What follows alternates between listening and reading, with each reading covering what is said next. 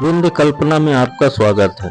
मित्रों, गीता श्लोक 1 में हमने धृतराष्ट्र की मनः स्थिति को जाना। अब हम चलते हैं गीता श्लोक 2 की तरफ।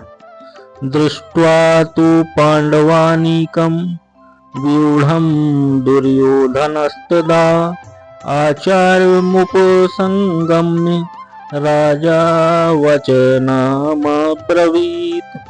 अर्थात संजय ने कहा, हे राजन, पांडवों के द्वारा जो सेना व्यवस्थित ढंग से लगाई गई है, सेनाओं की व्यूहात्मक रचना देखकर दुर्योधन आश्चर्यचकित हो गया और थोड़ा डर भी गया और द्रोणाचार्य से जाकर के बोला। इस श्लोक का यही अर्थ है।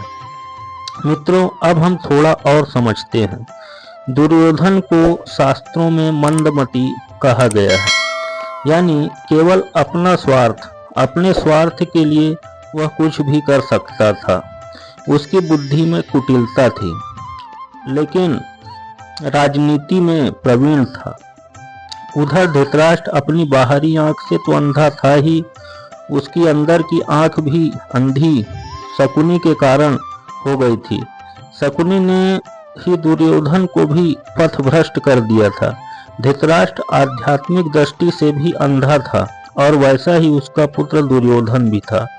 धृतराष्ट्र यह तो जानता था कि उसके पुत्र उसी की तरह अधर्मी हैं, लेकिन उसके मन में एक ही डर था कि मेरे पुत्र युद्ध भूमि पर कहीं पांडवों से युद्ध लड़ने के बजाय समझौता न कर लें। संजय धृतराष्ट्र के मन के भाव को समझ गया, इसलिए संजय निराश हुए धृतराष्ट्र के मन को विश्वास दिलाना चाह रहा था कि उसके बेटे कोई समझौता नहीं कर रहे हैं, बल्कि पांडवों की सेना का निरीक्षण कर रहे हैं कि किस तरह युद्ध की शुरुआत की जाए। इसलिए दुर्योधन अपने गुरु और सेनापति द्रोणाचार्य के पास मंत्रणा करने गया